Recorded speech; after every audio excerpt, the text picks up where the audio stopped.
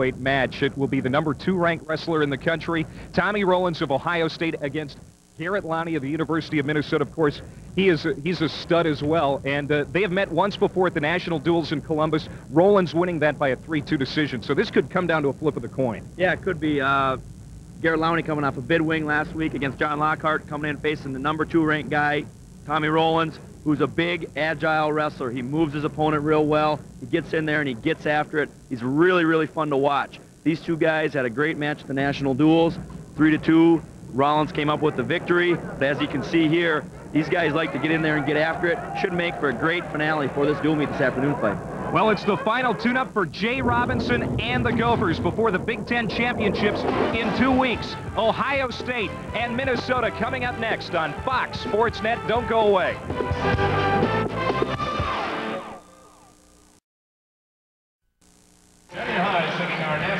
Big Ten Wrestling on Fox Sports Net. Glad to have you along here for the second straight Sunday on Fox Sports Net.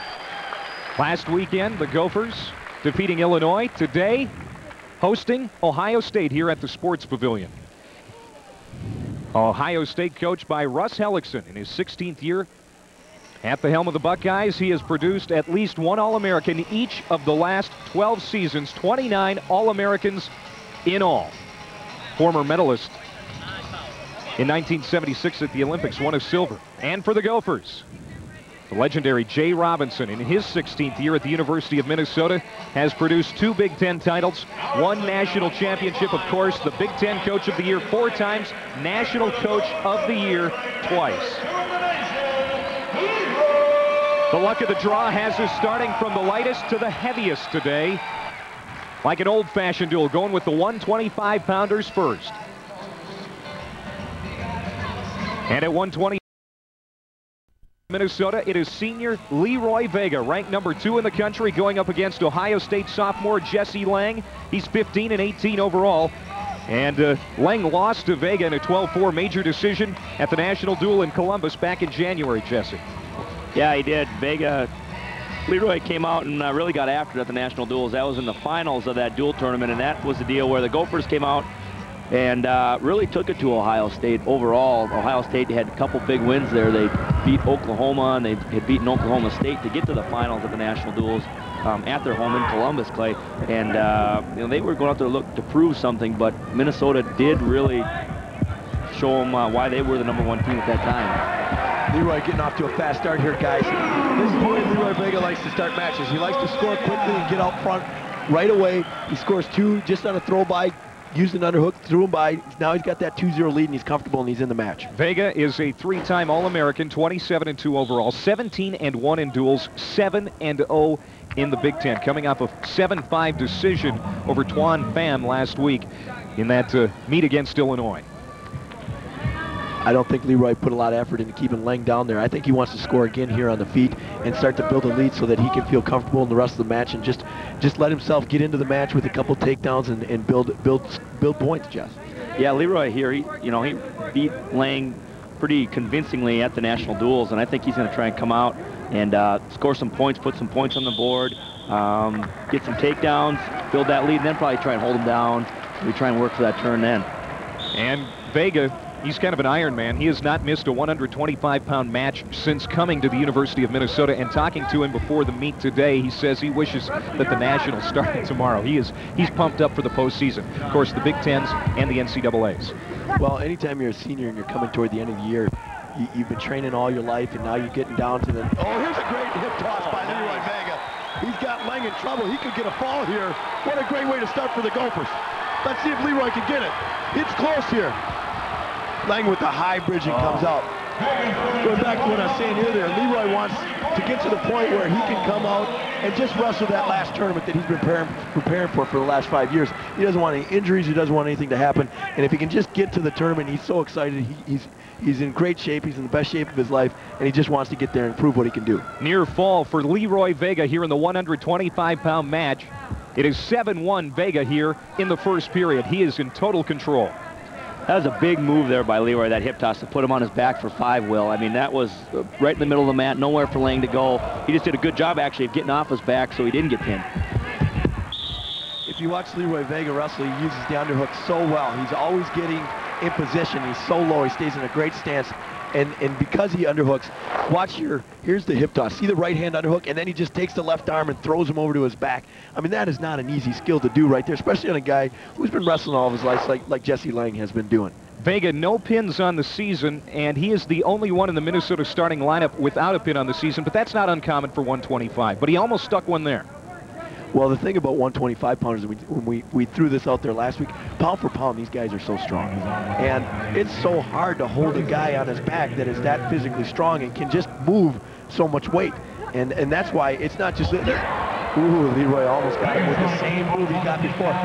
But it's real difficult to pin 25-pounders. Leroy's not the only 25-pounder in the country who has that problem. The mistake that Leng's making there, guys, is that he's shooting and he's leaving his one arm high. Leroy's able to get underneath it and try and tip him to his back there. That's the mistake that Jesse Leng is making on that shot he's attempting. Final seconds here of the first period, and it has been all Vega to this point. 9-2 after the first 3 minutes of this match. Let's take another look at that takedown by Leroy Vega, Jesse. Here it is. He leaves that one arm there high. Leroy's able to get underneath it and try and actually hip toss him again. He's able to tip him over and get him on his belly and get around for the takedown. I tell you what, if you're Jesse Leng, you're coming into the sports pavilion today, you're wrestling number 2 ranked guy in the country, you want to go in the first period and go 0-0 or maybe 2-1. You don't want to be down 10-2. You know, I mean, this is not the way he wanted to start this match. And I tell you what, he's taking himself out of the match right now. Now he's just hanging on, hoping he can make it through. Leroy Vega, as we have mentioned, ranked number 2 in the country. He finished 3rd in the nation last season, one of the 8 returning All-Americans for Jay Robinson's Golden Gophers. And it looks like he's going to get the Gophers out to a great start here today against Ohio State. He's up 10-2. He has built riding time already. He's got 1 minute 26 of riding time. So now he's just relaxing and wrestling. This is when Leroy's the most dangerous. Here's a nice single leg shot. Good finish there by Leroy, getting around, cutting the corner, picking the leg up, just limp arming out, and getting easy single leg takedown well. I tell you what, Leroy is one of the fastest guys in the country, and it showed there. Jesse Leng didn't even react on that shot. Now he's going to work on him, seeing if maybe he can't get an arm bar. Oh, no, he's going to cut him go. He's going to let him go and go for more points here, Jesse. Yeah, he's up 12-3. He's already got a major decision. Technically, it's 13-3 with the riding time. So Jesse Leng's got a long way to go, Will, to try and get back in this match. This one is going like it did back in January when they met in Columbus at the National Duels. It was a 12-4 major decision. This one, as you alluded to, will be 13-3 at this point if you count on the riding time. But it could get even uglier because we have another period to go. Leroy does have near fall points, so if he were to go for a tech fall now, he would get that bonus point because he does have near fall. So that's a big advantage for him as well right here in the second period with only 21 seconds to go here. Be nice. This is one of those times, Jess, it would be a great time to get another takedown with these last 21 seconds, be up 14-3 instead of 12-3 going in the third period. Yeah, definitely. Really breaks a guy mentally when you can get a last score in the last winding seconds of the period over in a match. And the guy just is kind of, I don't know really how to explain it, Will. It kind of gets... as bad as it was going, yeah, it just got worse. It got worse. But he's not going to get it here. 2 seconds left. He's going to run out of time. But 12-3, nice lead after 2 periods for Leroy Vega. Well, Leroy in command, and let's take another look at the takedown here in the closing minute of that period. If you watch Jesse Leng's leg there, he didn't even have any time to move his leg, and Leroy already had it, and it was almost all the way behind him. I mean, that is pure speed, and that's something that's hard to teach, Jess. It's just something that, you know, Leroy has. We mentioned this last week, and, you know, talking to Leroy again today, he reaffirmed it. The only thing standing in his way, he feels, between him and a Big Ten championship or even greater aspirations, a national championship, is himself. He thinks if he's mentally prepared going into any match, he can win. He's definitely that type of wrestler, Clay. He's really explosive. When he is on, he's really hard to beat. His main competition comes from a guy from Fresno State and Stephen Abbas, who is a #1 ranked guy in the country right now. He's wrestled. That's a good goal behind there. Jesse Leng here is starting to mentally break, Will. He's starting to kind of almost give up, and Leroy's kind of having his way with him. Tell you what, he can't if you're Jesse Leng now, you just want to survive the match. And I tell you what, he can't just lay around here because Vega's really going after that arm bar right now. And he's trying to punish him while he's down there, trying to add to his 15-4 lead. He does have riding time. I think the coaches want Leroy to get a tech fall here. I think they want him to end this match with the tech fall. He's up by 10. He's up by 11, actually, with riding time. And I think they want him to get a tech fall. He's got 58 seconds to do it. 15-5. Leroy Vega here in the final period. He has been in charge since the opening minutes of the first. See Leroy using right hand underhook, throws it by, going for the ball. He's got him on his back. Here, Volkmann is going to have a tough time holding him here. Same position as he was last time, and I think with the near fall, it was only 2. Here's the replay. Same position, Jesse, that you talked about earlier. Right hand underhook, throws by to the left leg, and then runs him over to his back. Yeah, Leng there did a good job, Will, of trying to roll through as hard as he could so he wouldn't end up on his back. Leroy was a little bit high, had to get his chest back, wasn't able to. They went off. Now they're starting back in the center. This is ugly now. It's 19-6, actually. 19-6, Vega, the closing half minute of the match. Interesting decision here by the staff. Leroy actually had a technical fall. Oh, he's going to pin him, Will. He got him here. He's going to pin him here, Will. Leroy Vega with his first pin of the season. Thought he could have came in a better time. His last dual meet as a gopher. Let's see it again. Leroy Vega getting this pavilion crowd on its feet. Here it is, Jesse Leng just kind of relaxing, try to throw at the end to try and get something going. Leroy was able to counter him, put him on his back, and get the fall. The smile on his face says it all. Leroy Vega, last home match for him as a senior, as the Golden Gopher. What a way to go out. Look at Jay Robinson. He's all fired up. He's probably happier than Leroy.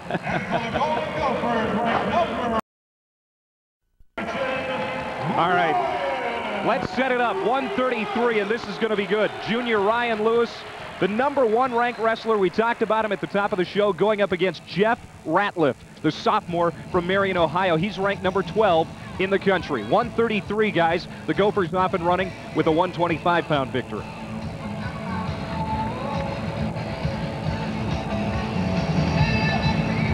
Ryan Lewis, 24-0, and got a pretty good chance to be 25-0 after this one. He is the favorite, of course, coming in. Well, Jeff Ratliff's one of these guys who's been creeping around here in near the rankings, near the bottom of the top 8. He's 10 right now. He's one of those guys who's been close to being ranked, and he's a decent wrestler, but I tell you what, this isn't the way he wants to start this match. Ryan Lewis getting a quick spin behind, trying to keep him on the mat. He's got to keep his toes in. Ratliff doing a nice scramble job there. You see the high-quality action. It's one move after another. None of these guys ever quit. If you're going to wrestle at D1, you have to be able to come. Watch the action here. It's one move, one counter after another. Here's Lewis. Hand goes down. Ratliff rolls, and then Lewis tries to jump behind. Ratliff trying to counter here. Could turn it back in. Great action. The ref did score 2 there, so Ryan Lewis is up 2-0 here already here in the first period. Lewis defeated Ratliff by major decision back in January, 13-2. So Lewis would like to repeat that again here today. Ratliff is doing a good job. He looks like he's a pretty good roller, Jess, on the bottom, and he's trying to create some scrambles here. And Ryan Lewis got to be just a little bit careful on top. Yeah, I was able to watch these two guys wrestle at the national duels, and Jeff Ratliff is just that. He likes to scramble, likes to get guys to roll around, and Ryan Lewis in the national duels was just better at doing that. It was kind of his game. He was able to come out on top. Although Jeff Ratliff, by doing that, he could be a dangerous wrestler. He could put somebody on their back unexpectedly and catch them. And we have a pin already today, and Lewis is very good at pinning wrestlers. 3rd best on the team. He's got 7 already. One of the reasons that Ryan Lewis is having the year that he is having is what he's doing right now. On top. Uh-oh, he's in a little bit of trouble here, Jess. Yeah, this is not good for Ryan Lewis here. He needs to just maybe bail out here. He's hanging onto that wrist. It looked like for a second there he would have Ratliff in an armbar, but Ratliff kicked over, and then we go to a stalemate. And I'll tell you what, Ratliff's going to still be down. There was no loss of control, they felt, and Russ Hellickson's not happy. He wants to talk to the official. And I don't blame him, quite honestly. I thought Ratliff was in pretty good position there. He was in good position. I think, though, the referee did see that Ryan Lewis still had Jeff Ratliff's arm wrapped around his waist, and he was holding on to that. So that's probably why he didn't give up the control, or in the referee's mind, it wasn't control yet by Jeff Ratliff. As you look here, Ryan Lewis has got his hand across right now, and he's got an arm bar down underneath. Now, if you look at Ryan Lewis, he's got his left arm. He's still got that arm. And until that arm cleared, I don't think their official was going to give him any points, and that's why he called the stalemate. Russ Hellickson and Jay Robinson are actually having a few words right now. Well, I tell you what. And these guys are old friends. Yeah, they are. They are old friends. And they'll let each other know about what, if they're not pleased with the call. Well, we've had a great start to this dual meet today here. The final one in the Big Ten for these two clubs. Of course, the Big Ten championships start in 2 weeks at the University of Illinois. Ratliff out for one, and I tell you what, Jesse, if I'm a coach right now, I'd rather see this match on the feet. I think Ratliff is a little bit dangerous on that. Nice single here by Ratliff, countered by Lewis. Oh, a beautiful counter by Ryan Lewis. Just a good job of just constantly to keep wrestling well, not ever stopping wrestling. He just kept going and going. Lewis or Ratliff maybe thought he had him. Let's take a look at it here. Take a look, Jess, at Ratliff's face when he comes down out of this. Looks like he's got the single, and watch the frustration here as he goes off the mat. Oh. Yeah, he's definitely not a happy camper there, Will. He did all the work, did a nice shot, looked like he had a great takedown, and Ryan Lewis countered and come away with the takedown, and you can see the frustration that Jeff Ratliff felt at the end. Oh, look at this, Will. He's put him on his back here. No near fall, though. Ref did not count.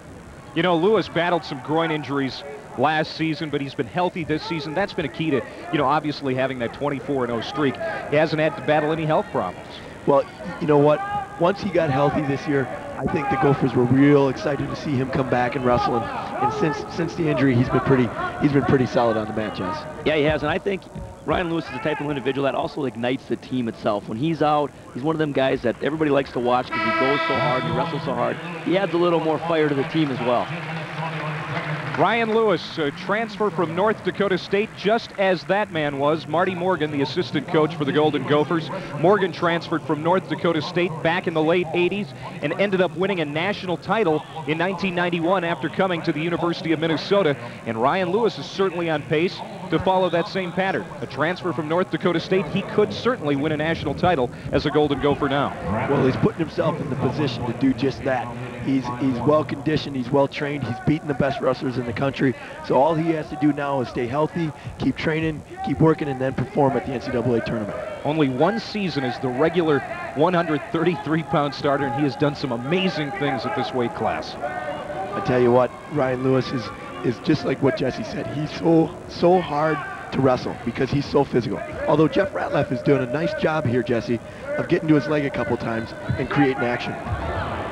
Yeah, he is, Will. Jeff Ratliff there, he had one shot. Lewis was able to fend it off. Got into another shot there and actually got a takedown there on Ryan Lewis. Ryan Lewis for a second here looked like he was going to try and do that drag by like he did last time, except Ratliff just picked him right up off the mat and scores a takedown on the #1 ranked wrestler in the country. Well, he's definitely trying to give Ryan Lewis all he's got, Will. Now he's trying to actually work a turn here. I tell you what, Ryan got real lucky that they didn't come here. Oh, look at that. But here he comes right back with a reversal. Jeff Ratliff relaxed a little bit on top there. Ryan Lewis was able to get around, face him, grab his ankle, and get the reversal. It's now 7-3 here in the final minute of the second period. Lewis in charge. Lewis has not lost since losing to Eric Juergens of Iowa in last season's final dual meet. So it's been a long run for Ryan Lewis, and he doesn't want that to change here today. As I watch this match, I look at Jeff Ratliff as a guy who's got some very good skills. He does nice things on the mat, but like Jess said earlier, he has a tendency to relax. And that's the difference between him and Ryan Lewis on the mat. Ryan Lewis never relaxes. He constantly put pressure on his opponent, and you saw it just on this last takedown. Got an escape, and then took him down immediately right after that because Ratliff stopped wrestling. 7-3 here, 16 seconds to go in the second period. We're in the 133-pound weight class from the Sports Pavilion. Ryan Lewis doing a good job here at the end of the period, keeping the pressure on him, keeping him down, not giving Ratliff any chance really to get an escape or get a quick score. It'd be interesting to look up a statistic. I would bet Ryan Lewis right now has 3 minutes and 7 seconds of riding time. Be interesting to see if he has accumulated more riding time in the history of Gopher Wrestling, because he always had a lot of time. Here's the last takedown that Ryan Lewis got. He cleared for one escape and then just came right back at him, and Jeff Ratliff was expecting him just to stand up and walk away, but he didn't. He came right back at him. Final period here in 1:33. Minnesota leading the meet 6-0 after Leroy Vega came out and in 1:25 pinned his opponent, Jesse Leng. Ryan Lewis here electing to do the freestyle optional start and let Jeff Ratliff back up on his feet and probably score some more points here and try and build on that lead that he has. 7-4. I tell you what, one takedown here, he's still got to be careful. He's still got to do some good things here, because Ratliff is the kind of guy who can create action and can make something happen. But look at how physical Ryan Lewis is here. And a quick single leg and just overpowering Ratliff in that situation. That was just an instance of Ryan Lewis knew he wanted to get a takedown, and he was just going to keep going and keep wrestling until he got the takedown, didn't matter what it was. He's right back on Ratliff, and he's going to go right back on the attack. Look at how he pulls down on that arm. Right now he's using a snap down to an underhook to a single. It's worked a couple times. Let's see if he does it again. That's a nice shot there by Jeff Ratliff. Nice shot. Ratliff, no slouch, comes in 22-12 overall. He's coming off a 17-6 major decision victory over Scott Cushman of Michigan State. That on Friday. Well, this makes it a little bit interesting here, Will. Ryan Lewis has 3 minutes of riding time, which technically makes the score 10-7. All right, Jeff Ratliff here can let him up. Now it's 11-7. He can drive for some more takedowns. That was actually kind of got that one almost easy, if you want to call it. He sure made that one look easy considering who he's wrestling right now. Certainly this would be an upset, wouldn't it? Oh, this would be a huge upset, but he's still got a lot of work to do, and Lewis ain't going to go easy. 47 seconds to go. Looks like he's going to get a reversal here. He's got to clear that foot off before they'll call it. And there it is. Reversal for Ryan Lewis. And it is now 11-7. 30 seconds to go here in the third. And he's going to try and get another one. He's letting him go. Coaching staff tell him to let him go. There, Jeff Ratliff in on another single leg. He's going to have trouble finishing this one. He's extended. His arms are extended. His head's down. And I think Ryan Lewis is going to get a go behind here. Nice, easy takedown. See that ankle? He's holding on to that foot. Drives him over, and there he's got it. Ryan Lewis is going to win this match. Closing seconds, and Minnesota is going to take a 9-0 lead in the dual meet. Jay Robinson probably very happy with the way things have started out here at the Sports Pavilion today. The Gophers leading Ohio State 9-0 after 2 matches. Minnesota leading the all-time series 31-10-3. They're going to try and tack on some more on that. We're coming back with more after this. The University of Minnesota leading the Ohio State Buckeyes 9-0 after 2 matches. Vega with a pin and Ryan Lewis beating his opponent, Jeff Ratliff. We go to 141. And Minnesota resting senior Chad Erickson again today. So Trent Hatlevig of Caledonia, Minnesota gets the call. 13-9, 5-4 in duels, 3-2 in the Big Ten. He's got 1 pin on the season. He's taking on a very tough opponent today. The number 6 ranked wrestler in this weight class in the country, Robert Sessley. He is a senior out of Columbus. He's well put together, Clay, and I tell you what, it's going to be a tough goal for Trent Hatlevig. He's going to need to bring all of his stuff to the table today, because Sessley's no slouch. Chad Erickson, 14-3 overall, 7-3 in duels, 1-1 in the Big Ten. As I mentioned, not getting the call again today. Jay Robinson's decision to have him sit out again, but they think he is going to be ready to go for the postseason in 2 weeks. Actually, the coaching staff is real excited about the way Chad Erickson's been wrestling in the room. And they're excited about his chances in the Big Ten championships. See Sessley in a single here. He's got it cleared up, all the way up. And there's a takedown for Sessley right away off on Trent Hatlevig. You know, Chad could have wrestled today, but they felt like that Trent had earned the right to wrestle this last match. He's been filling in for Chad most of the year, and Chad's going to get the rest of the Big Tens, so they're giving Hatlevig the go. Jesse, Trent wrestled in the meet against Illinois last Sunday, and he got a nice 7-5 decision over Eric Novak of Illinois, and maybe that's part of the reason that they felt pretty comfortable to go with Trent again today. Well, Trent's a guy who shows up in the wrestling room. He does what he's supposed to do. He works hard, and I think this is a guy that they probably want to, you know, this experience is not going to hurt him come next year when Chad Erickson is gone. Get him some mat time, get him some experience out there with some good wrestlers, and hopefully get him ready before next year. He's going to have to stay a little bit lower with Sessley, Jess. He's too high in his stance, and Sessley's getting to his legs very easily. He got to that leg on the first shot very easily, and you notice Sessley's a very explosive wrestler, so Trent's got to stay in good position all throughout this match. I think a big thing here too, Will, Sessley's doing a real good job of hanging on Trent Hatlevig's head. Trent Hatlevig cannot let Sessley hang on his head when he gets in there and block him out like that if he wants to get to his legs. Fox Sports Net coverage of Big Ten Wrestling here from the Sports Pavilion alongside Jesse Krebs and Will Short. I'm Clay Matvick. Glad to have you along for the second straight Sunday. We've got Big Ten Wrestling for you. And the Gophers winning that meet against Illinois last week, and they're out to a 9-0 dual meet lead here over Ohio State. Robert Sessley, an All-American in 2001, comes into this one 19-8 overall, and he's going to be a tough one to beat here today for Trent Hatlevig at 141. This last minute of wrestling that you just saw, Hatlevig has stayed in real good position. Although Sessley is worn on his head a little bit more than I would like to see, Jess, he's been in pretty good position. Yeah, he has. Hatlevig's been doing a good job of moving a little bit, keeping Sessley on a little bit of defense, trying to work some shots in there. And he's been doing good and not letting Sessley get to his legs again. I don't know if he was quite ready to go right away off the gun, so that's maybe why Sessley got that first takedown. But he's doing a real good job here in the last minute and a half of the period. Robert Sessley's a very explosive wrestler, and he hasn't been able to get anything going since that first takedown. There's 30 seconds to go here in the first period, and Hatlevig with another opportunity to get to the leg there.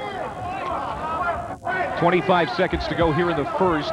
Sessley with a 1-point advantage. Now Sessley receiving a warning here, and now Hatlevig's got him in a disadvantage here, got him snapped down to his knees. See if he can't get a quick go behind here. Couldn't do it. 12 seconds to go in the first. I tell you what, he's making a statement. Yeah, he did all that movement, all them half shots. Sessley had to be on the defense, wouldn't get on the offense, cost him a stalling call. Closing seconds here of the first. I think Hatlevig's got to feel pretty comfortable with the way things have gone here in the first period. I mean, Sessley could easily run away with it, but he hasn't. 2-1 after the first 3 minutes. The Big Ten Wrestling Championships held March 9th and 10th at the University of Illinois, coming up very quickly. The final cutoff date for reserving a seat on the charter bus, which is leaving Minneapolis here, is tomorrow by 6 o'clock. So for tickets, call the Illinois ticket office toll-free at 866-ILLINI-1 or 612-625-1013 for more information on the charter bus. Sounds like a real good deal to see some great wrestling coming up here in March. I tell you what, if I'm Trent Hatlevig, this match is going pretty much the way I want it. I'm wrestling a guy who's probably a little bit more explosive than I am, and it's one of those situations where you need to stay in the match. You need to try and wear your opponent down and then look for scores later on in the periods when you've got him down to your level, because you've worn him down a little bit, and Trent's doing a good job right now. It's 3-1, one takedown here, ties the match. Talking to Russ Hellickson, the head coach for Ohio State. Wished him good luck today, and he said, you know, we need more than that to beat Minnesota. No one is tougher than the Gophers, and he said he expects to win no more than 4 matches, and I'm sure he was hoping that Sessley was going to be one of those matches. It's a great scramble here, Will. Sessley's looked like he's had Hatlevig taken down about 2 or 3 times, and Hatlevig's been doing a good job, except for right there. Been doing a good job of scrambling and not giving up the easy point. Here he turned his back, turned his knee down. Sessley was able to come around, get his back leg, and score the 2. He made a mistake there, Jess. He should have kept trying to face him and scramble from there, and when he turned his back, he lost that takedown. 40 seconds to go here in the second, and it's all Sessley now. Here's the scramble that we just witnessed earlier. Trent doing a good job. He's scrambling, he's facing him. But look here, he's still scrambling. Sessley had tripped him out, looked like he got 2, but he wasn't there. Now right here, he's still okay, but then he turns his back and tries to kick out and gives the takedown away. Yep. Yeah, he should have kept scrambling, kept trying to face him, using your basic defense there on that single leg to... We've got a riding time problem here in the match, and Russ Hellickson is not happy. He's over here. He's right in the official's face. Marty Morgan coming over, letting him know how he feels. This is wrestling, gentlemen. Elzen over here arguing that the riding time was going to the wrong wrestler. And I tell you what, he may have a little bit of an issue there because I think Sessley's had him down for more than 20 seconds. Absolutely. And Hatlevig did ride him, well, I don't know, for maybe about 30 seconds so to start that, or start the second period here. He held him down for a little bit, so maybe it was right. The official did not change the riding time, so that's where it's going to stay. Sessley has a riding time advantage for 29 seconds, and he's up 5-2. Closing seconds here of the second period. Sessley 5-2 over Trent Hatlevig. And there's the call against Sessley, backing up. Trent Hatlevig doing a good job. He gets the escape, and he gets out there, and he gets after, and now he's in this match. Well, it's 5-3. I tell you what, Sessley is not wrestling the way he should be wrestling for a guy who's ranked number 6 in the country. He backed up the whole last 25 seconds of that period. All right, guys, Trent Hatlevig, a nice match against Illinois last week in defeating his opponent. If he puts together another nice match here today, you know, he's obviously earning a lot of points toward next season, as you mentioned, as being someone to be concerned about at 141. Well, this match is, I think that's what this is about. That Chad Erickson was ready to go. But you know what? They wanted to see what Trent Hatlevig could do. And this is his opportunity. He's got Robert Sessley, ranked number 6 in the country, a returning All-American. And right now it's 5-4. It's anybody's match. He needs one takedown. He needs to get the job done here. And I tell you what, Robert Sessley cannot stand and do what he's doing. He's stalling. There's a good shot, and that worked in his favor because he's about to get called again for stalling. Yeah, that half shot there is going to save him probably another 30 seconds here before he's going to have to try and make it look like he's going to have to do something again. If Hatlevig is to hold on, or come from behind, I should say, and win this match, this would be a huge upset. You figure this is the number 6 wrestler in the country, and you got to consider that Sessley beat Chad Erickson by decision back in January, 6-3. So for Hatlevig to come out and beat him, that would be saying something. This is an unbelievable situation for Trent Hatlevig that he's put himself in. All he's got to do now is find a way to get it done here in the third period. 1 minute to go. He's got to put pressure on him. He's got the stalling calls, Jesse. He's got to go forward. He's got to attack him. Sessley is done wrestling. He isn't even trying to score anymore. All Sessley's doing here is hanging on the head, blocking and holding Trent Hatlevig. No. He's got to battle this off. He's got to do basic defense here. He's got his hand, he's picking his hands. He's got a good whizzer in there. He's got his foot on the outside. He's doing it right here. He's got to create a scramble on the way down. He's got to keep wrestling here. Can't turn his back here. Don't turn your back. He's got no. And there's the takedown for Sessley. Same mistake we saw earlier in the match, Wheeler. He gave up that takedown after he fought it out for so long. Didn't need to give it up there. He could have kept fighting the way he was going. The crowd wants stalling again. Sessley hasn't tried to take Hatlevig back to the mat. Here's a switcher opportunity for Hatlevig. Trying to get around behind him there. 13 seconds to go. They call him again for stalling. A takedown with time. Escape. 6 seconds to go. 7-6. Let's keep in mind, Sessley was upset by a Michigan State wrestler on Friday. It could be 2 matches in a row. He ran out of time. You know, Will, you and I have been watching Trent Hatlevig here the last month or so, and he has really came a long way from when we first started watching him. I think he's much improved. I think he's getting himself into a situation where he's going to be a guy who the Gophers can count on to maybe even be an All-American next year. Wow. If he has to fill in for Chad Kraft. Chad Erickson, he has improved, at least over the last couple of weeks, certainly over the course of the season, but certainly over the last couple of matches, he has improved. We move on to 140. This weight class in the country. He hails from Sandpoint, Idaho, 26-2 on the season, 6-1 in the Big Ten. Keaton Anderson is his counterpart today, a junior from Ohio State, 23-6 overall. And he lost to Jared Lawrence by decision 7-2 in January at the National Duels in Columbus. Keaton Anderson is a pretty well put together guy for 149 pounds. He's a solid wrestler. He's a little bit bigger than Jared Lawrence, Jess. Yeah, as far as if you're going to look at muscle-wise, I think, yeah, he is. The question is I've seen these 2 guys wrestle too, and Jared Lawrence, we know how he wrestles. He just constantly moves, constantly keeps his opponent on the defense. It's going to be hard for Keaton Anderson to keep Jared Lawrence off him today, I think. Lawrence is a 2-time All-American, last season's Big Ten champ, 2 6th-place NCAA finishes in his career. First period here at 149. Minnesota leading the dual meet 9-3 here over Ohio State today at the Sports Pavilion. I think overall, if you're the Gopher staff, things have went pretty well for you so far as the performance of your wrestlers. Yeah, I think they've got to be happy with their first 3 wrestlers. Of course, the fall by Leroy Vega, and then Ryan Lewis coming out dominating his match, and in a solid performance from Trent Hatlevig. I mean, a surprising place. Nice inside trip there by Jared Lawrence. Jared Lawrence with 7 pins on the season. Came close there. He has not scored yet. The official has not even awarded a takedown yet. Keaton Anderson is really hanging on that leg, trying to hang on for a stalemate. Jared Lawrence trying to step around behind there and hook the ankle. There he did, and that's going to get him the 2 for the takedown. Good job there by Jared Lawrence. Got Keaton Anderson in a front headlock. Was able to get him stepping. Inside tripped him. Good move there by Jared Lawrence. You described Keaton Anderson is a funky wrestler, Jesse, and why do you say that? He's a guy that over the years I've watched him, and I've seen him wrestle, you know, the best guys in the country, and to name one, Mike Zadek from Iowa, the currently #1 ranked guy in the country at 149 pounds. Let's take a look at this replay here where Jared Lawrence scores this takedown. Here he's got a front headlock, there, inside trip. Nice job by Jared Lawrence. Almost rolled him to his back. Keaton Anderson did a good job creating a scramble there and turning back in. Finish what you're saying, Jess. Keaton Anderson has beaten Mike Zadek. I mean, that's the kind of capabilities that he has on the mat. And Jared Lawrence recently lost to Mike Zadek, so I mean, this is a match that could go either way. And Keaton Anderson there, you see a nice forward roll, comes out, 1 escape, and it's 2-1.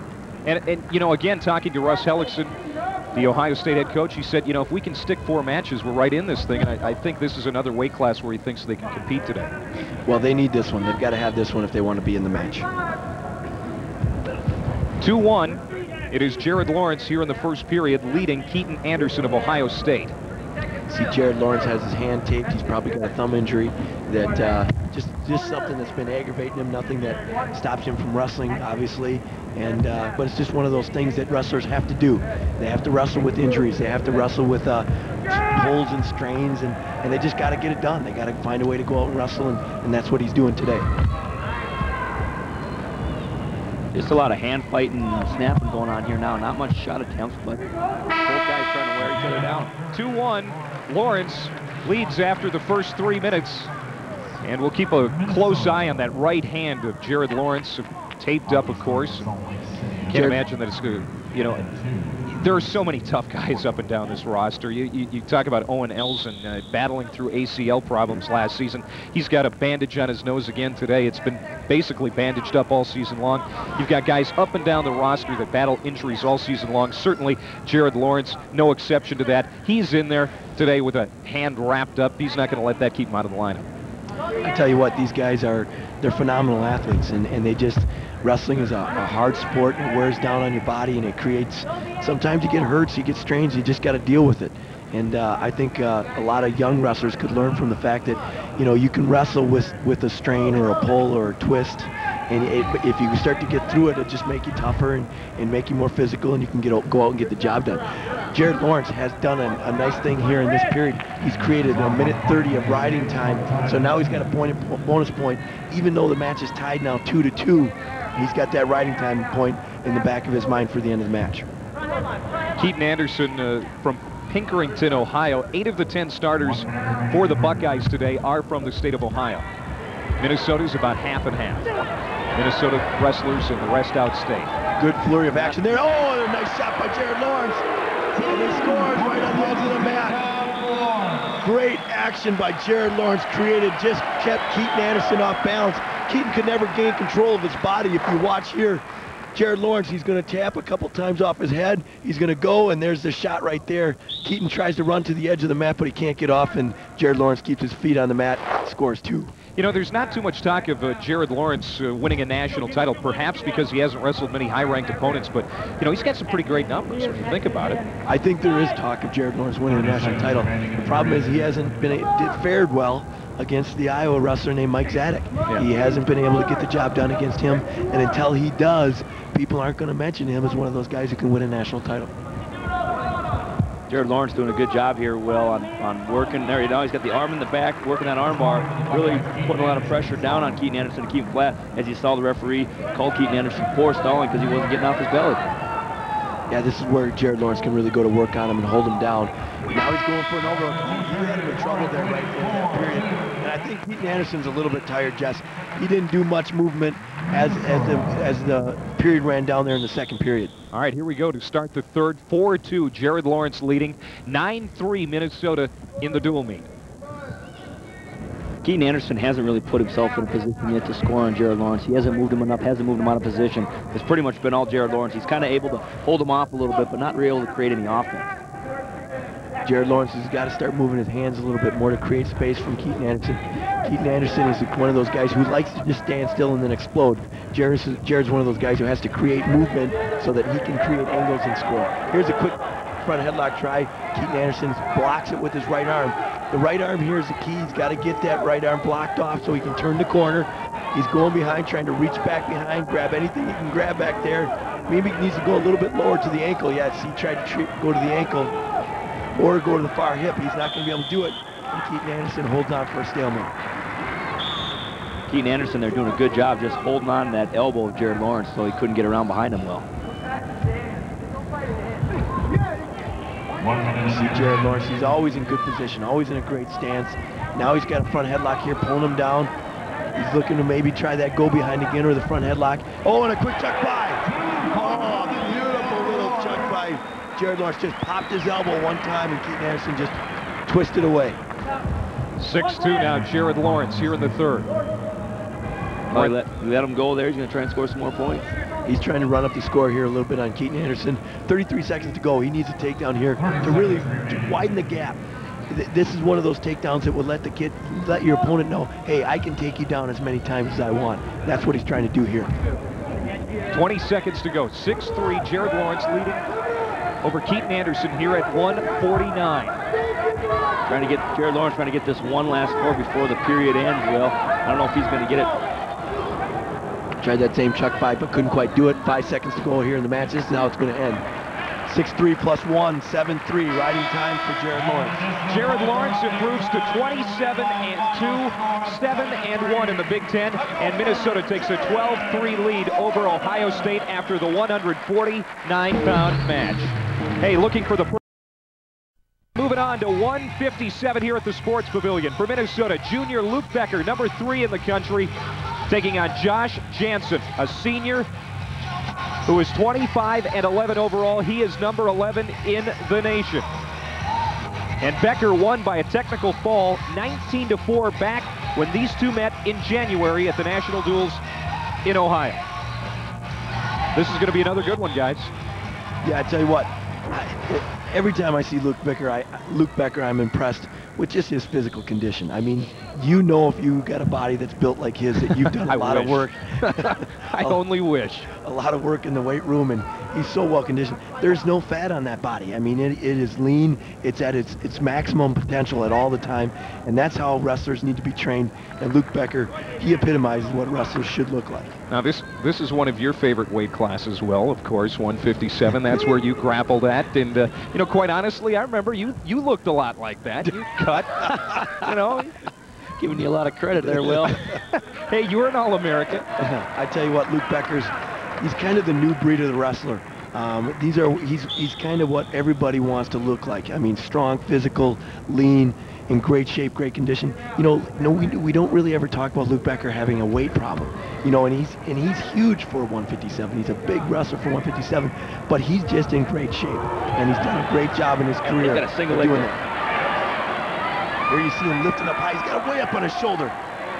This is what Luke Becker likes to do here, Will. It's kind of a little bit different than your normal single leg finish. He likes to get that ankle way up on his shoulder and just keep lifting as high as he can until the guy can't stand up anymore.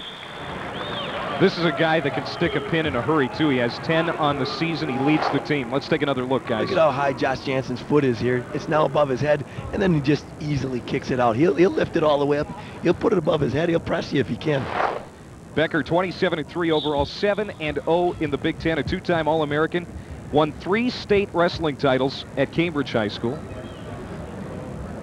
Yeah, Luke was a great high school wrestler, and he's carried it right on into college. He's going to work here on Janson's arm here, seeing if he can't run him out in an arm bar or something that he could maybe work a turn off of. Janson do a good job holding his body positioned in his base. There he's up for one. Nice little stand up there by Janson. Got himself in a tripod. Then he just pops his one knee down, back up, gets his hips out, and is able to turn away for one. 1 minute, 18 seconds to go here in the first period. Luke Becker would really like to get another takedown here in the first period. 2-1, Becker leading Josh Janson. We are at 1:57 of the meet. Minnesota leading 12-3. You know, a talk of a national title when it comes to Luke runs into a little trouble when you bring up the current #1 at 157, Brian Snyder of Nebraska. And Becker is 1-5 against him all time, and he lost to Snyder 5-4 in a tiebreaker here in January, but he's in good shape here in the first period. Oh, what a great power move by Luke Becker. He takes him over in a fireman's carry, throws him on his back. He gets 2 takedown and 2 near fall. But Janson's high bridge was just as impressive. Unbelievable. As the throw. Watch Luke Becker here. He's going to come in with just a fireman's carry. This is something he brought to college wrestling. Throws him right up over the top of his head, and then look at this high finishing bridge. him, holding him there on his back and getting a near fall. It's amazing how Janson got out of it, though. I have to agree with you, Will. I was very impressed by that. Jesse, that is just a testament to his back strength. Yeah, definitely. I mean, he did pretty much whatever he could to get out of that and get off his back, and it ended up being where he looked like he was just bent in half the wrong way almost. Now, I was talking about it a little earlier. Does Snyder pose a threat to him when it comes to the NCAA time as far as Becker winning a national title? We've seen those two go head-to-head. Of course, Snyder, the Nebraska wrestler, he is the #1 guy in the country at this weight class. Well, they look exactly the same. They do. I mean, they're cut right out of the same mold. They both are very physical, and they both can score at any time. Their last match was a phenomenal college match. It's one of the best I've ever seen. I'd have to agree with you. The action was intense for 7 minutes straight. It was 7 minutes of intensity, and they're going to go at it again. But Becker's not that far away from him, and if he can put together a good 7 minutes against Schneider, he could get the job done. But it's going to be a tough task. Second period underway now, 6-2. It is Luke Becker of the University of Minnesota leading Josh Janson. We are in the 157-pound weight class from the Sports Pavilion. Minnesota leading 12-3 in the meet. Luke Becker trying to maybe see if he can't get a turn going here. He's now building up. He just went over the 1 minute marker for riding time with 1:37 to go. He's going to try and work a turn here. He's not going to the takedowns yet. Let's see if he can run that wrist out and maybe try a cross wrist turn of some kind that he's sure I've got an abundance of ways to really punish a guy on the mat. What is Luke Becker's biggest strength, Jesse? What does he bring to the mat every match that makes him so effective? He's a very explosive wrestler. I mean, he can, like Will said, he can score from any position. I remember wrestling with Luke Becker when I was at the university, and he's a guy who you might think you have him, but all of a sudden he's like a cat. His hips land up the way they're supposed to, and all of a sudden he's behind you. And Josh Janson knows what you're talking about, Jesse, because it's just happening to him. And look at the power of Luke Becker. Just explodes and cleans him right up in the air. He just threw him right up in the air. That was tremendous power. I mean, unbelievable strength shown by Luke Becker right there. Janson giving him a better match, however, today. Of course, this could get out of control in a hurry. As I mentioned, 19-4, a technical foul in Becker's favor when they met last month. You know, Jesse, just as you were talking about it, Josh Janson, he hits a nice shot. I mean, it was a good single leg attempt, and it looked like he had Becker in trouble. You see it here.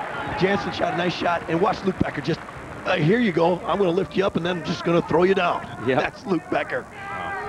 One thing that we've seen here today with all the Gopher wrestlers in the majority of their situations is they don't quit wrestling until they either have the takedown or they are definitely taken down. There's not a time when they just kind of, so to speak, give it away.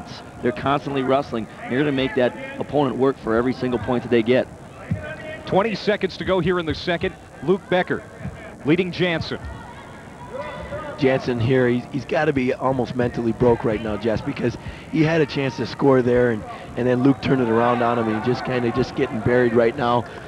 2 minutes and 10 seconds of riding time for Luke Becker and building, and that's going to end the second period. So it is all Luke Becker, at least at this point, after the first 5 minutes. There's a look at Jay Robinson. Certainly, as we have mentioned, likes what he has seen so far from his Gopher wrestlers today as they lead the meet 12-3. You know, he has a simple philosophy. In fact, he says, life is simple. My dad said, life is simple, keep it that way. Coaching strategy is also simple. Be aggressive, get the other team tired, and I don't think that he has a better wrestler that follows out that philosophy than Luke Becker. Yeah, it's so hard to attack Luke as he is very flexible for how strong he is, and that's a thing that he brings to the table that a lot of people don't know about it. And his hips are so powerful that he can do things that other wrestlers just can't do.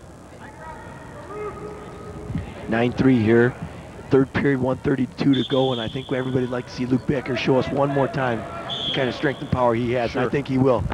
He's not going to let Janson go away with just going away 9-3 here. He's going to come back with one more big shot here. Trying to set something up. Janson doing a good job just staying low. It doesn't look like he wants to get in there and mix it up yet. Again, Luke's single leg attempt countered by Janson pretty well. A lot of hand fighting right now. Janson, another shot on a single leg. Doesn't have the power to get that leg up though. Janson doing a good job of just holding Becker off and not letting him get in control, not letting him get to where he can score. He's kind of keeping him out. He doesn't want to get scored on again and give up another takedown. Minnesota leading the meet 12-3, and here is Becker 9-3 over his opponent Josh Janson at 1:57, closing 45 seconds here in the third. Janson is really trying to stay, and now he's getting warm for stalling here. He's really trying to stay, but then he's in on a shot on Becker. And Becker tries to scramble here. Janson still hasn't scored it. There's a quick pull by, trying to pop his knee through. Unbelievable scrambling ability by Luke Becker. He's trying to put him on his back here, Will. Just couldn't turn him. Janson doing a good job hanging on that leg. This is exactly what I was talking about before, though. The Minnesota wrestlers right there looked like Josh Janson had Luke Becker taken down. He just kind of kept scrambling, didn't get the takedown, was able to get a stalemate. Here, he's trying to pull him over the top. Janson's trying to hold on to that leg, keep his shoulder. Luke Becker trying to pull him over the top, trying to put him on his back there a little bit. Janson doing a good job of just hold on to his leg and get the stalemate. We say stalemate a lot of times, and maybe some people watching don't know. A referee will call a stalemate if he feels like no action can continue and both wrestlers have stopped wrestling and they can't move. And so they call a stalemate to get a new start to create more action. That's what a stalemate is. And it happens a lot in wrestling, so referees have to do a good job of watching that. Luke Becker, the winner in the 157-pound match. 15-3, Minnesota has the dual meet lead as we have come to intermission here at the Sports Pavilion. Still plenty more to come here on Fox Sports Net, including a profile of Owen Elzen, the great wrestler at 197 for the University of Minnesota. It's coming up on Fox Sports Net. After 5 matches at the Sports Pavilion, Minnesota leading the Buckeyes 15-3 here on Senior Day. The final dual meet as Gophers for Leroy Vega, Chad Erickson, and Owen Elzen. And speaking of Owen Elzen, he has been a mainstay at 197 pounds for the last 3 seasons for Jay Robinson. And if there is one word to describe Owen, it is inspiring. I started wrestling when I was about 4, and you know, I loved it right away. I just loved the competition and stuff. And, I liked all kinds of sports, but wrestling was definitely, you know, one that I excelled at. Owen Elzen's path to Division I wrestling was like most, but after spending time in the limelight as a multiple state champ in high school, Owen would spend time in the shadows of a 2-time national champion, Tim Hartung. It's never easy to be a backup, you know, and Owen had to sit more than his redshirt year. He had to sit 1 more year behind me. And a lot of guys lose a little bit of focus, but for Owen was a little bit different. Even though he sat behind me for a year, you could see this guy working because he knew his future was coming. You know, it's tough to sit around most of the season and just wrestle open tournaments, but for me it was kind of good. I learned a lot, you know, coming from a small town. I wasn't totally exposed to everything I should have been when I came up here. You know, working with coaches day in and day out and didn't have to worry about competition. He always wrestled Agum and Hartung, and you know, he had a pretty tough road, and for him to be an All-American last year was just unbelievable. Owen's biggest accomplishment may have been just finishing out last year's season. I felt a pop, and I knew that something wasn't right. Wrestling with a completely torn ACL for much of the year, Elzen toughed it out, inspiring his teammates with a 30-3 record and a third-place finish at the NCAA Championships. And what a finish it was. Well, I think it was just kind of a statement of where our program's at. Not only that he pinned this guy in that last third-place match to give us them extra 2 points to really kind of put us out of reach, but also the fact that he was down 4-1 going in third period and with a never-say-die attitude, just kept wrestling and made things happen, put his opponent on his back and pinned him, and really with that spark, giving Lowney the spark to get the other pin, it was kind of a icing on the cake for us at that tournament. It was a great feeling to watch him pin that guy and to know that we put it away right there. I don't show a lot of emotion, but after that match, it was just, you know, hard to contain myself. What Owen has done is made a name for himself in college wrestling and been a key ingredient of a dynasty in the making. He has now emerged as one of our leaders in that he's one of the guys that we go to, and we know that when we're looking at a dual meet, we're going to get 3 points, 4 points, 5 points from Owen. We're taking even bigger steps, you know, now. Once we you know, got that national championship, now we just have to work towards getting another one, and I think everybody's on the same page, and everybody's still, you know, got that desire to keep winning.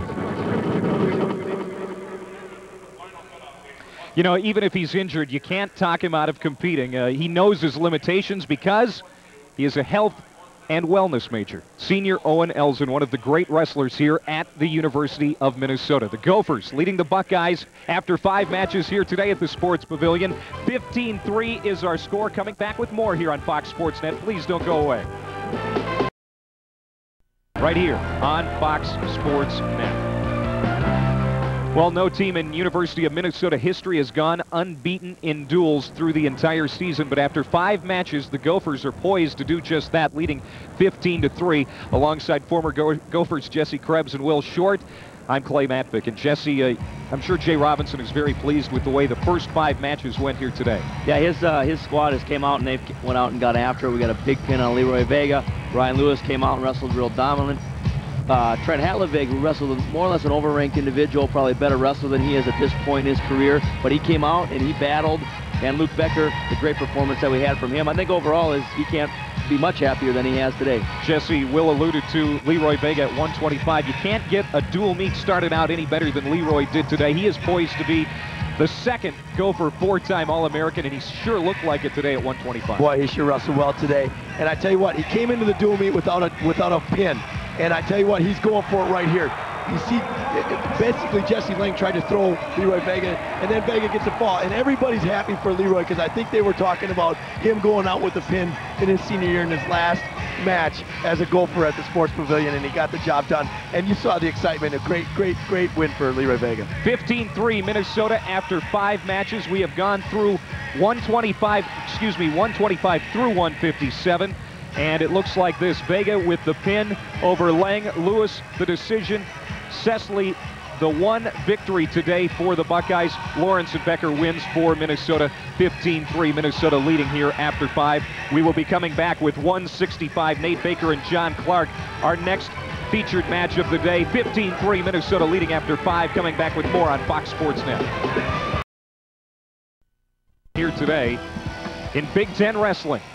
15-3 Minnesota leading after 5 matches, and we have come to the 165-pound match. John Clark and Nate Baker. Nate Baker, the freshman from the University of Minnesota. He hails from Lakefield, Minnesota. 24-11, 3-5 in duels, 1-3 in the Big Ten against sophomore John Clark from Canton, New York. He is ranked number 7 in the nation, 29-6, and he has won 6 straight matches. There is a look at Jay Robinson. He has coached 32 Gopher All-Americans, 3 national champions, and many say Jay is the best wrestling coach in the U.S. And, you know, he's got some wrestlers that are performing well today. He looks like the best coach in the United States today. Well, I tell you what, there's a good argument for him right now. With Gable not coaching anymore, it doesn't leave. I mean, Gable obviously was a legend. And look at Nate Baker going right out. Oh, he's got him on his back, Will. He's got him in big trouble. Big trouble here. He's got him in real trouble. He could get a fall here. He's got to hang on. He's got to hang on. He couldn't do it. What a great way for Nate Baker to come out. Nate Baker at 165 with a near fall. Hey guys, John Clark is ranked number 6 in the country. This kid is tough. And this is one of those matches Ohio State thought they'd come out and win. And John Clark is now down 5-0 to Nate Becker. What a great start for the Gopher. I tell you what, Will, at Division I wrestling, you get down 5-0, it is a battle to get back and try and get back in the match. Nate Becker going to work on top two. He's not going to let him get away. He's already built 41 seconds of riding time. He's trying to keep him down. Last time these guys wrestled was in the national duels, Will, and John Clark was the winner. Yeah, 7-4 by decision, but certainly right now Nate Baker is in charge. Just a throw by right there, just caught John Clark out of position, and it looked for a second there he might even pin him, but John Clark did a nice job kicking out there. You see right at the end of that replay. That was a little bit similar to what Leroy Vega did in the beginning in the first match. John Clark left his arm hang up a little bit too high. Nate Baker was able to hip toss him right to his back. You know, this has been a question mark all season long for Jay Robinson, the 65 weight class. And, you know, Baker, if he can continue to do this, I think the question's answered. Well, I'll tell you what, that was a great shot by John Clark there.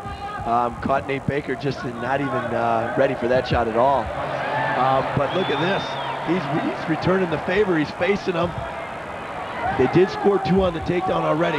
Nate Baker trying to get a reversal. Oh, here. no, he's in trouble, Jess. No, he's coming through. Oh, that was close. He's got to just get up and take one here. He's just got to take one. There, he's got it. That's just how good John Clark is, as you mentioned. Ranked number 7 in the country, and the lights almost went on Baker's. As we were bragging Baker up here just a moment ago, but Clark almost turned the screws to him. Well, he got the takedown.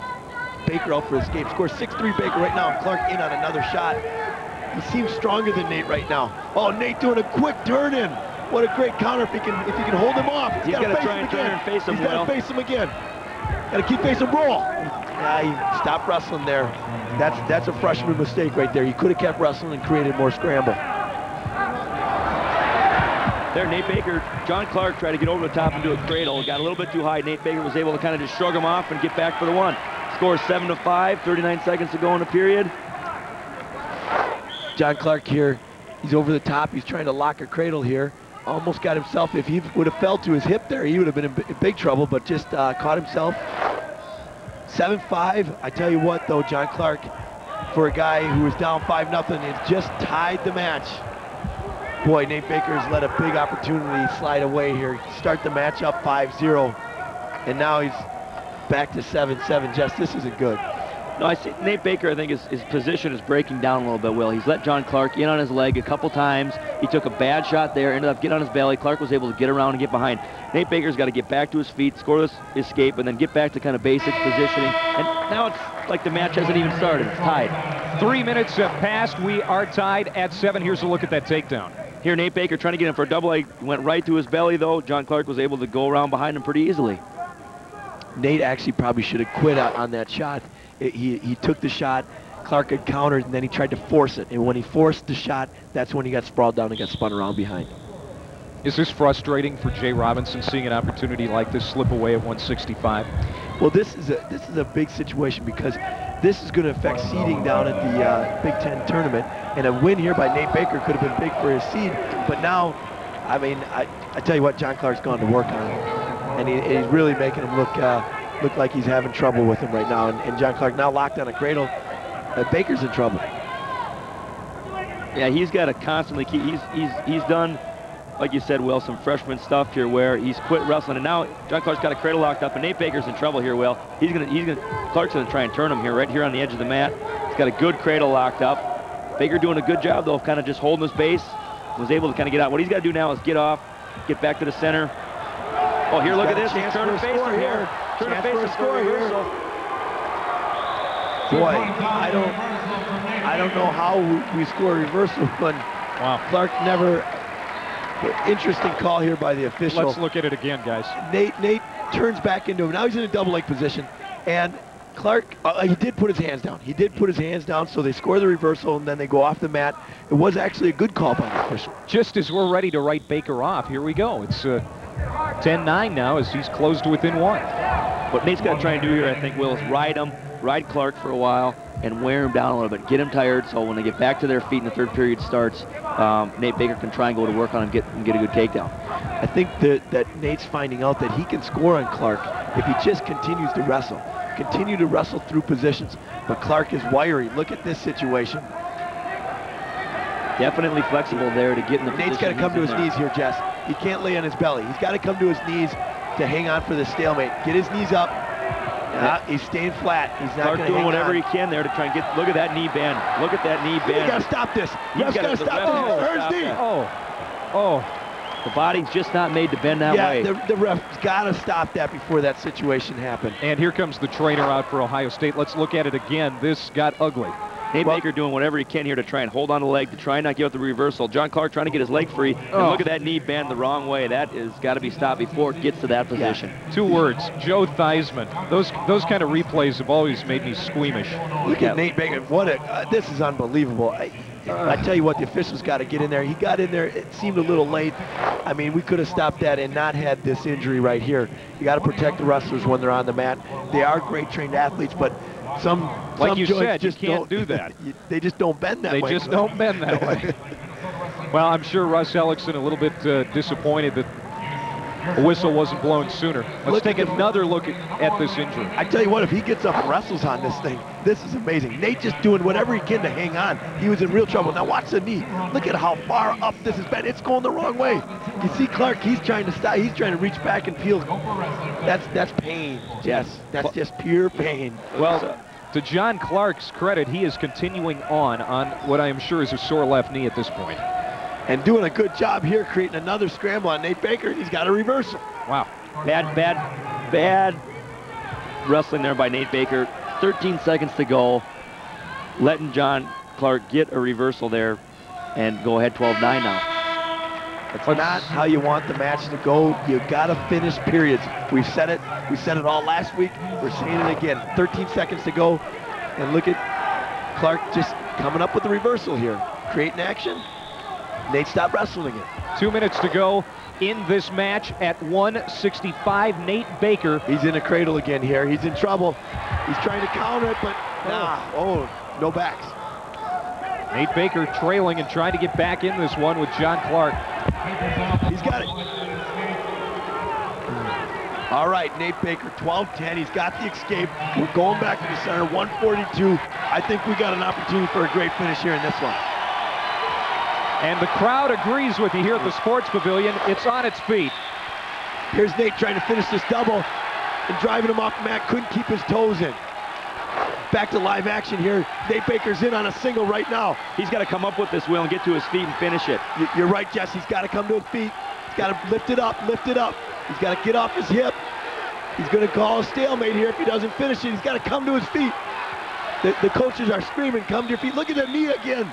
Clark's knee is bending the wrong way again. Like Gumby. John Clark's got real flexible knees. He's kind of, in a sense, putting himself in a situation. He's tired here. He is real tired. Look at that Minnesota coaching staff. They sense that Clark is tired and they want him to go for the kill. He's got to come to his knees. He's got to come to his knees. Nate's got to get up. He's got to turn the corner now. Look at the knee again. Look at it. It's bent backwards. He's got to set his shot up, Jess. He doesn't have to dive. He's got 1 minute and 8 seconds to shoot. Clark, he should be warned right here for delaying the match. He's got to put his foot on the line. Don't dive. He can't dive. He's just there he is. He's got to run back. He's going to get a 5-4. He's going to go for the fall here. He's got to get that arm across his body. This is a huge upset for the Gophers. He's going to pin him, Will. Yeah!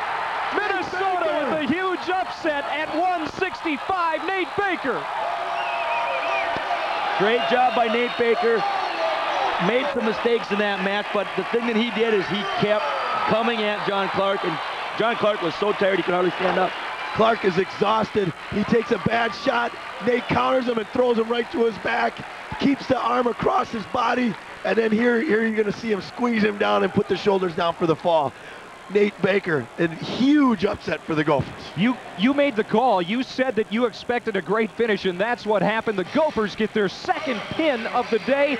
Vega with one at 125, and now a surprise at 165 in an upset. Nate Baker over the number 7 ranked wrestler in the country, John Clark. Now we go to 170. Sophomore Jacob Volkmann, the 8th ranked wrestler in the nation in this weight class, going for the University of Minnesota. And for Ohio State, Phillip Freeman, just a freshman. He lost a 4-1 decision in the match against Michigan State on Friday, so Volkmann certainly the favorite here, and the Gophers trying to keep this tide rolling. Volkmann was immediately in on a shot here on Freeman, and now he's got the leg up. He's cleared it out in front of his body, and he's scoring a takedown.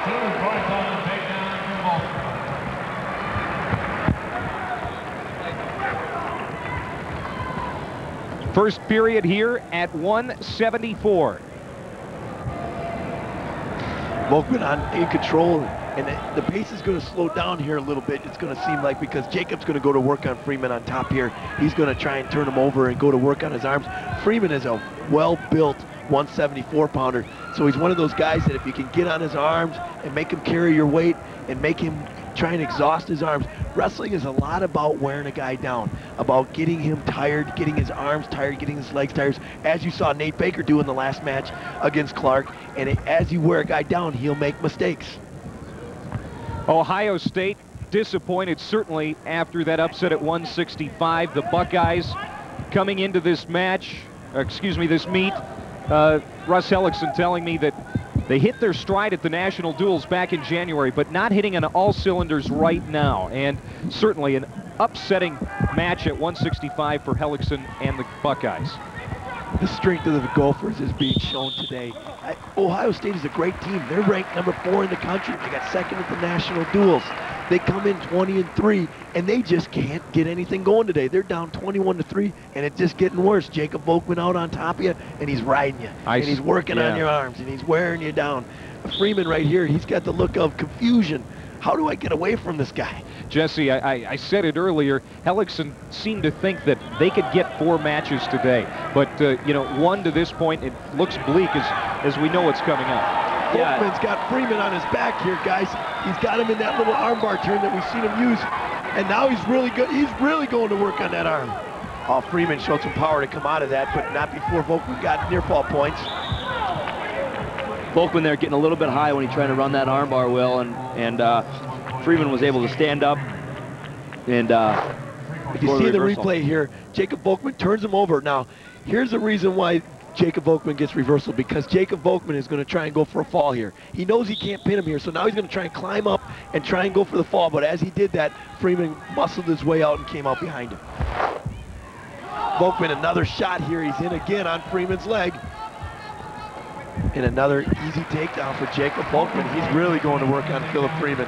Back to what you were saying, Clay, about Hellickson coming in here thinking they could give the Gophers a kind of a run and only having 1 win now. And that 165-pound match, I think, was a kind of a key match. They were expected to win that match pretty much hands down. And by Nate Baker going out there and getting that fall, I think overall might have really put a damper on the whole team itself, knowing that, hey, one of our guys that we thought was a for sure win got beat.